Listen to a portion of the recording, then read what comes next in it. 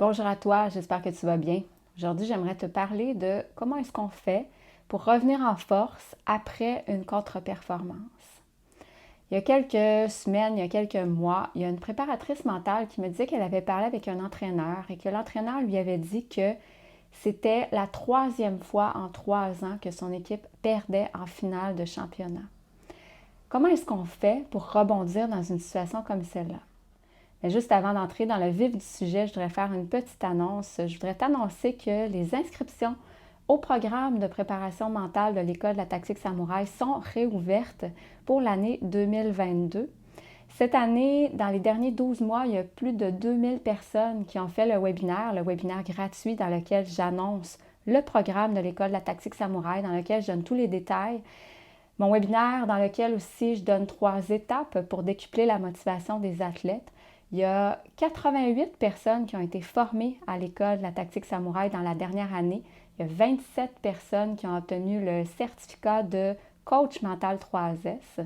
Alors, si ça t'intéresse, si tu veux te former en préparation mentale, si tu veux faire une formation sur la motivation, inscris-toi à mon webinaire. C'est gratuit sur les 3 étapes pour décupler la motivation des athlètes. Puis dans le webinaire, je vais donner toutes les informations sur l'École de la tactique samouraï. Puis je vais présenter aussi le modèle de coaching mental 3S.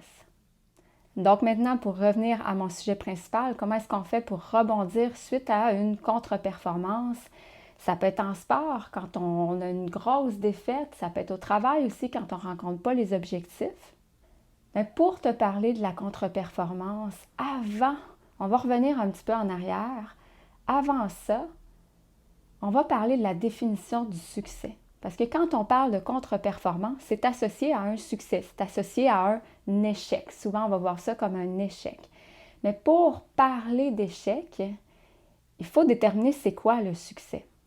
En général, en sport, le succès, c'est la victoire, c'est d'avoir une médaille, c'est de marquer plusieurs points, plusieurs buts peut-être. Au travail, le succès, ça va être d'atteindre des objectifs, de faire des profits en entreprise, par exemple. Et ça crée de la pression. Ça crée toutes sortes d'attitudes qui éventuellement pourraient nous empêcher de performer à notre plein potentiel. La contre-performance pourrait venir découler de notre propre définition du succès. Parce que quand ça fonctionne moins bien, on devient stressé, on devient frustré. Mais le problème, c'est qu'il y a tellement de facteurs en jeu dans la performance, dans la victoire, qui sont hors de notre contrôle, que ultimement, on n'est pas maître de la situation pour atteindre le succès. Maintenant, quand je parle de succès, je pense à John Wooden. John Wooden qui était un des plus grands entraîneurs de basketball, qui a été nommé au Hall of Fame, qui a remporté 10 championnats NCAA sur 12 ans.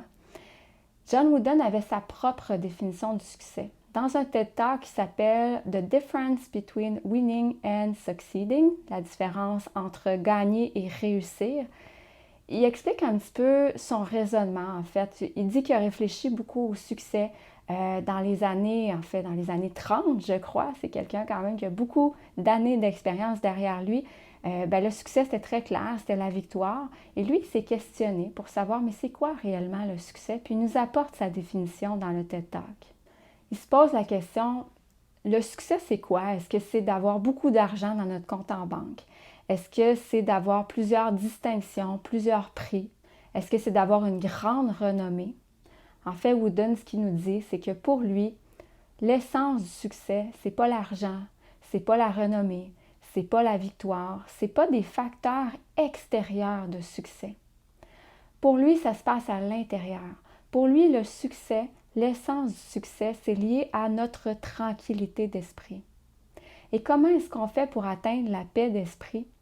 Bien, selon Wooden, la paix d'esprit, c'est de savoir qu'on a fait tout ce qui était en notre pouvoir pour donner le meilleur de soi. C'est de savoir qu'on a fait les efforts pour que notre performance se rapproche de notre plein potentiel. Alors la valeur pour Wooden qui était liée au succès, pour lui, c'est l'effort.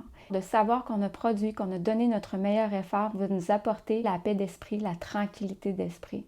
Alors pour Wooden, le scoreboard, le pointage, la victoire, c'est des indicateurs, mais ce n'est pas ultimement ce qui détermine le succès. La seule personne qui peut déterminer si on a réussi, c'est nous-mêmes. C'est nous qui décident. Mais en sport, au travail, dans la vie de tous les jours, en général, on va laisser les autres décider pour nous si on est en succès ou non. Alors aujourd'hui, je t'invite à te poser la question, c'est quoi le succès pour toi? Je t'invite à écrire ta définition du succès. Qu'est-ce qui est important pour toi? Puis pourquoi est-ce que cette définition-là du succès est bonne pour toi? C'est important que tu comprennes pourquoi. Puis je t'invite à écrire ta définition puis à l'afficher pour être capable de la relire régulièrement pour l'intégrer, pour sortir de la définition du succès qui nous a été donnée, qui nous a été peut-être imposée, parce qu'à quelque part, on a appris que le succès, ça voulait dire la victoire, que la victoire était associée au succès, mais ce n'est pas nécessairement vrai. Donc, quelle est ta propre définition du succès? Et lorsque ça devient clair pour toi, quand tu es en succès, qu'est-ce qui t'apporte le succès? C'est comme ça que tu vas être capable de te rapprocher de ton plein potentiel, puis éventuellement de porter un regard différent sur ta performance quand tu as une défaite, par exemple. Et c'est dans ces moments-là qu'on va être davantage capable de rebondir parce qu'on va continuer dans notre voie à nous en fonction de notre propre définition du succès. Alors, j'espère que mes conseils te sont utiles. Si oui, aime la vidéo, partage, abonne-toi, inscris-toi à mon webinaire sur les 3 étapes pour décupler la motivation en sport. Si ça t'intéresse, tu vas retrouver le lien dans la description en bas. Et sur ce, je te souhaite un bon entraînement, un bon coaching, un bon management et à bientôt.